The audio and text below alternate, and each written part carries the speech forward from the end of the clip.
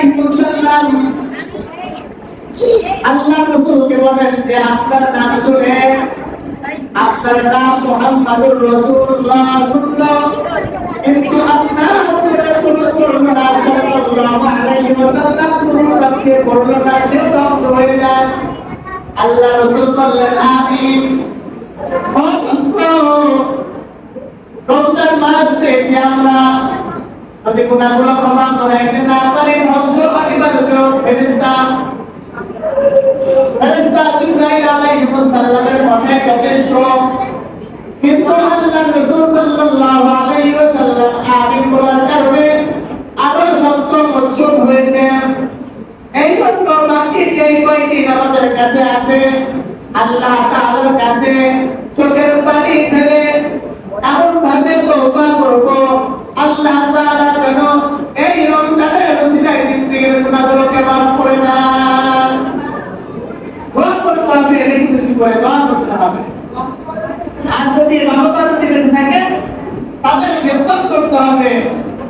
আর যখন রাসূলের নাম শুনবো অবশ্যই অবশ্যই আমরা কি করব? সাল্লাল্লাহু আলাইহি ওয়াসাল্লাম এই দুরূদ পড়ব।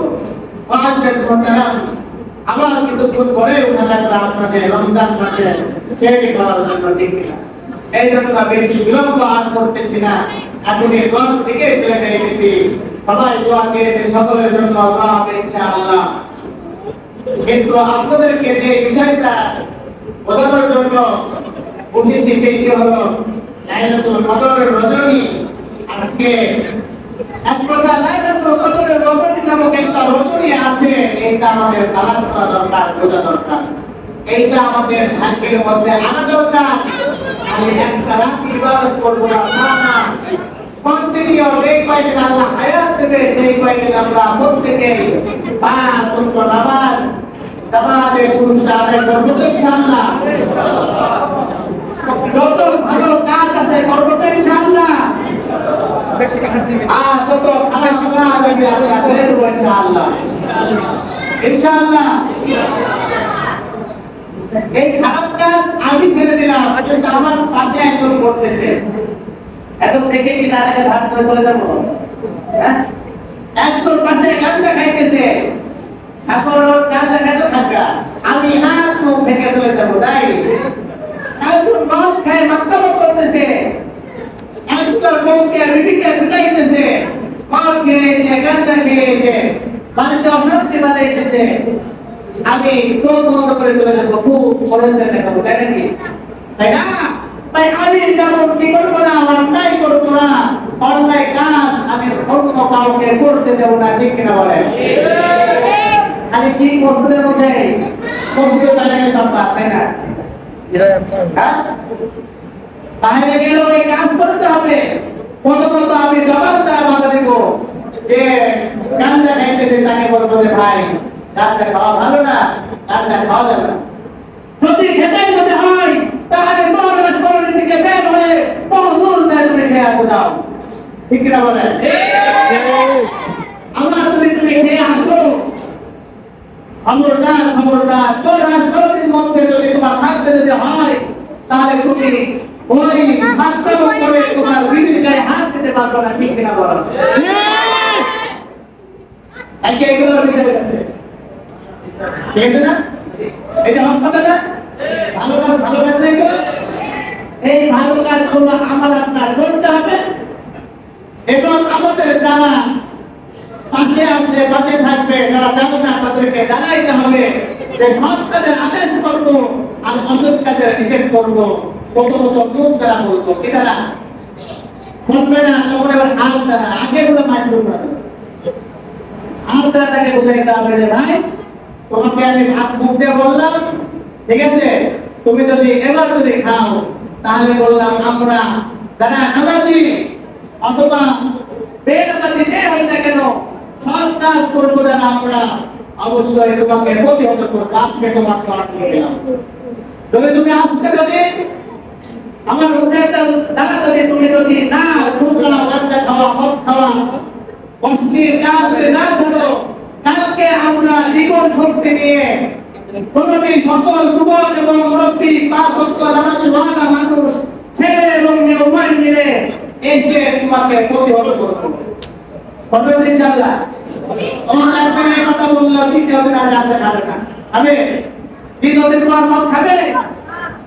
ভাই এই রসুন তো সকালে একদিন তোমার যদি আসে তাহলে তোমার সাথে একটু দেখে বলতে কয়েকদিন শুরু করেছিল, আলহামদুলিল্লাহ খুব ভালো লাগছিল। কয়েকদিন শুরু হয়েছিল না একদিন, যে আমি ওখানে দাঁড়িয়েছি আমার মুসলমান মেয়েটা হুজুর তারা কিন্তু চাইছি ভাই খুব মিলে মিলাইতেছে কেন ভাই খালি গান দেখাইতে আসে বা আগে এইগুলোর মধ্যে ছিল এখন গেছে এইগুলোর মধ্যে শুরু করেছি কিনা ধরে গেলে কোনো সাথ নাই আলে কি করি আর আমার এলাকায় তুমি এসে তাকে বক্তব্য করবা তা কখনো হইতে পারে না। যুবকরা আপনারা দেখাই দিয়েছেন যদি এইভাবে কন্টিনিউ যদি আপনারা যদি আপনার এলাকাকে পরিষ্কার রাখতে চান তাহলে অবশ্যই এরকম ভূমিকা রাখতে হবে কি হবে না? ভাই তরবারি যখন হাতে নিতে হবে তখন তরবারি হাতে নিতে হবে, যখন লাঠি হাতে নিতে হবে তখন লাঠি হাতে নিতে হবে, আর যখন তসবিহ নিতে হবে তখন তসবিহ নিতে হবে। ঠিক কিনা বলে? আর রাসূল সবসময় কি তসবিহ নিচ্ছে নাকি?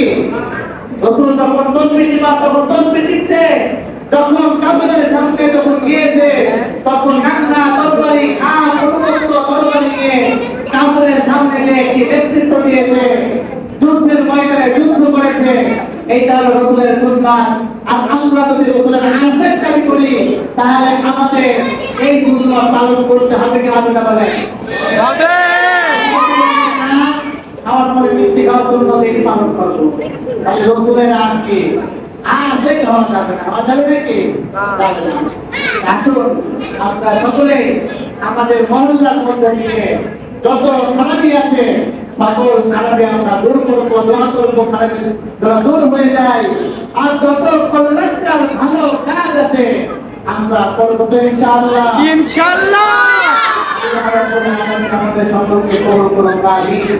অনেকেই দোয়া চেয়েছে, কোরআন পড়েছে, হোটেলের দাদাদের জন্য দোয়া, চুলপুরের জন্য দোয়া, আব্দুল্লাহ দাদাদের জন্য দোয়া, মহাজের সাহেবের আমার জন্য দোয়া, এরকম সকলে অনেকে দোয়া চেয়েছেন, কোরআন খতম করেছেন।